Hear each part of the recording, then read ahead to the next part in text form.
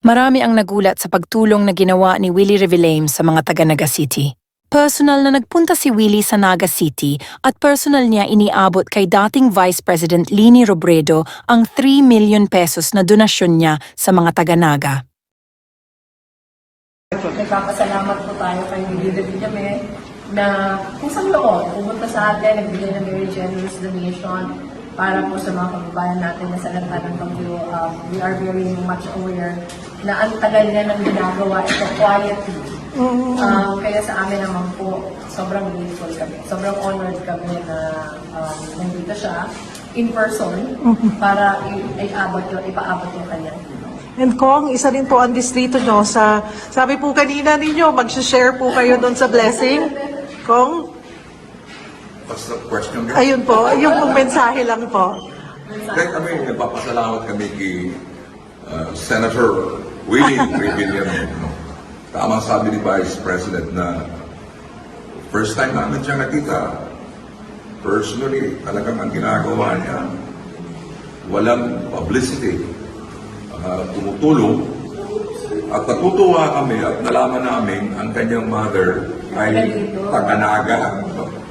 So, welcome sa Naga City. Ayan. Bakit, Sir Willie, bakit po Naga ang napili nyo? Una, doon sa mga sinalanta ng Bagyong Christine, unang-unang nasa isip nyo, tulungan ng mga taga-Naga. Una nga, dito yung nanay ko. Hindi naman ako namimili ng lugar. Kung ano may masasalanta ng lahat ng bagyo, eh kung po pwedeng tulungan. Nung nakita ko sa news kasi, sa TV5 News ko, sa inyo, nakita ko yung talagang baha. Yung inabot ng mga dito. Doon, medyo talagang sa una nga, yung nanay ko tiga rito.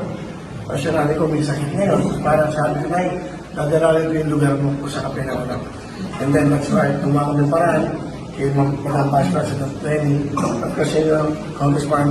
At ito, andito ako, hindi ito para ano pa man, at ito talagang bukal sa loob ko na makatulong sa inyo. In fact, ma'am, kung gusto niyo akong kasama, magbibigay na rin yung I'm open. Hindi naman ako nandito para ano pa man. Talagang gusto kong makidamay, dumamay sa ating mga kamay. In fact, hindi na naman ito. Nakita naman natin yung nangyari mo sa Batangas. At ito, parang may tumawag na rin sa akin, mga board members, Dr. Member natin, tulungan mo kami, please. Hirap kami. So, bukas na magkakataon. Kasi kung gabi na siya na lang bibigay sa kanyang share. Kasi mas malaki yung area.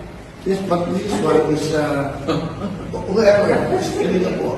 Pero siya yung bibigay, hindi kasi kayo po yung gusto ko talaga ito. Thank you po, thank you. Mag-usap na lang kami ni Kong Gabi kasi ano po,